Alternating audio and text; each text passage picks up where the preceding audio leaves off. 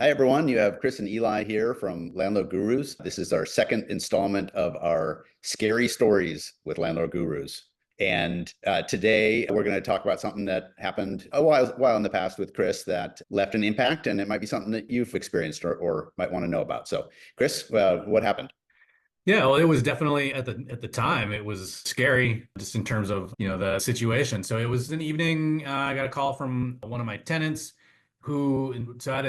it's a 10 unit building. One of the tenants worked at the same establishment as one of the other tenants. And so she heard from the boss of the place where they worked, and it had been a day or maybe a couple days, but the other tenant hadn't shown up for work and they couldn't get a hold of him.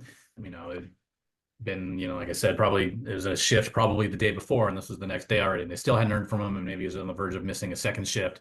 But yeah, so anyway, the tenant called me, the tenant who was concerned. She called me and said, we haven't heard from him. It's been a couple days. We're not, I hear noises coming from his apartment, but we can, knocking on his door. We can't get in. They ended up calling the police. The police Hmm. came out and said, they knocked, but I guess they said that worst case scenario, they could break the door down to check on him if they were really that concerned. Otherwise, they said, first maybe call the landlord. I'm Uh, glad yeah, that they went that route first. That makes good sense. yeah, exactly. So yeah, so they called me and told me the situation. Got to come out and open the door and check on him. So I was scared. I was like, well, they were concerned that maybe he was unresponsive, maybe he was even dead. I don't know. Right. So yeah, for me, like, all sorts of scenarios ran through my head and being like, okay, what can I do and what should I do? And yeah, clearly I wanted to go check on him. Did you do Um, research? Did you research it all? I didn't have any time to Okay. research. But I thought, my question was, can I enter this apartment without proper notice? But I figured, well, if he truly is in an emergency situation and needs help, and and he didn't leave a key with anybody else that we could contact. Yeah. So, You did what was important. You decided to do what was important. And the fact is that in cases of an emergency, landlords do have the right to enter, what be that health or the building is on fire or there's a leak or that type of thing. Landlords do have the right to enter only in cases of true emergency without notice. right.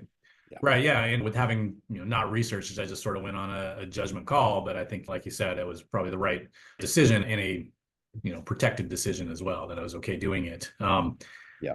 I mean, especially his neighbor really felt that he was in danger, and based on I think their boss when I got there, their employer was there, and he was concerned as well. So people were seriously concerned that he was in a bad situation. So, Right. but anyway, yeah. So I did get there, and a happy ending in this case. And I opened the door, and we knocked and knocked and Knocked knocked. them And out. Yeah. I think we heard music in the background, very lightly, but no response from him. So Yeah. I opened the door. He was there. He was not in a good situation, but he was safe at least. And Yeah. so his coworker, his boss, I think, and they called some other friends as well. They were able to take care of him and get whatever help that he needed at this point to him. Mhm. And to this day, he still lives there and he's doing great. So, Good. That no, is a yeah, yeah. So it was a good ending.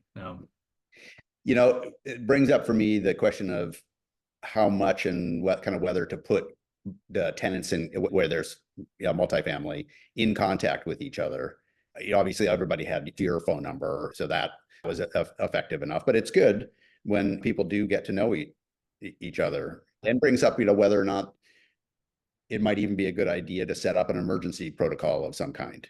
Uh, Yeah, yeah, that's a good idea. I mean, it was great that they knew each other and that there were many steps, I guess, that were taken yeah, to reach out so that it wasn't just me. And what happens if they couldn't get hold of me for whatever right. reason?